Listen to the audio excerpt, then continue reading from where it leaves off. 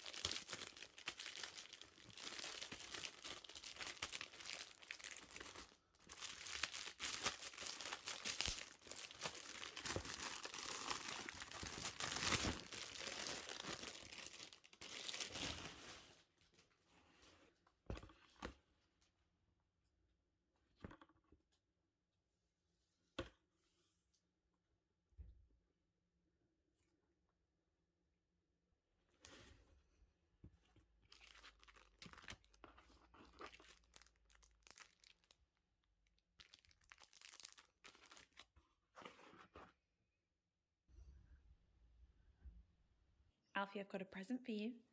What's this? Oh, wow. That's it.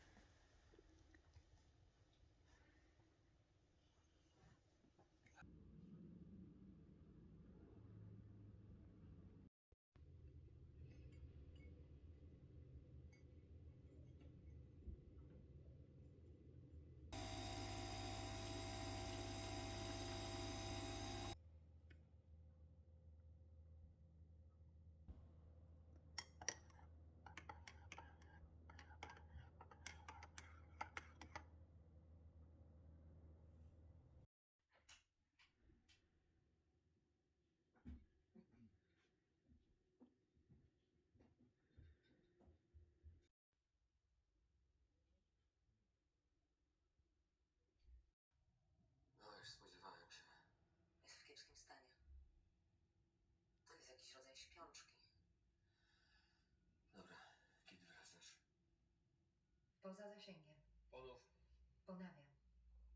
Poza zasięgiem.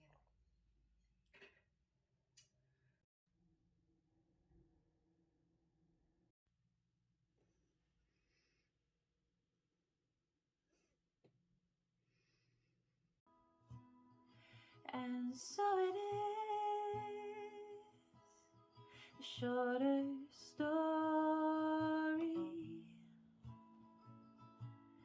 No love, no glory.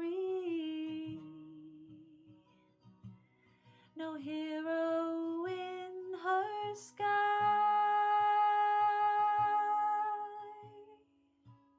I can't take my eyes off of you.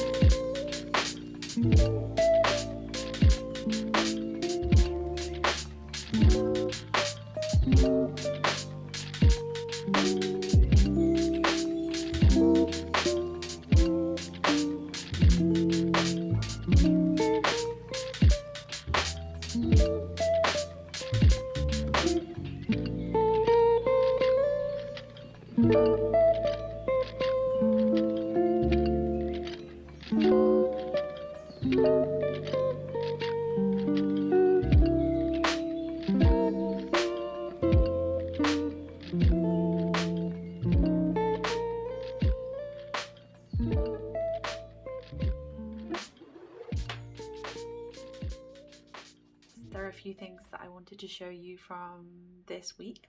I have been reading more fiction. I've only read one book so far, but I've really loved it, so I'm going to continue reading fiction. I've started with contemporary fiction to get me back into reading because I've not read fiction in a long time, and I decided to read the book that everyone has been talking about, I feel like, for the last year, although it's been out since 2016, and that is It Ends With Us by Colleen Hoover. And I downloaded it on Kindle so that I can read fiction on my Kindle and non-fiction I can buy as books, partly to save the planet, but also because I don't have the space for all of the books. So it worked out really nicely, and I did actually really enjoy reading on my Kindle, which I haven't historically done. So that's good. And in terms of the book, It Ends With Us, well, I devoured it. I absolutely loved it. In terms of the veracity with which I read it, I ploughed through it in a day, and it was a really fast-paced story, full of twists and turns. I therefore gave it like a 4 out of 5, because if I were to just look at it as what I wanted it to be, which was some entertainment that distracted me from feeling burned out, it was what I wanted. But it did surprise me in some ways, in that it was definitely quite predictable, and the characters weren't, in my opinion, very fleshed out, and it was quite tropey in places, which goes hand in hand with being predictable. And the last thing was that, I won't ruin the plot, but the sort of ending wasn't very convincing to me. That all said, I did enjoy it, and the only other thing was I was reading it on the basis that I wanted to be less, like, I wanted something that wasn't as emotionally intense as reading about autism all the time, for example.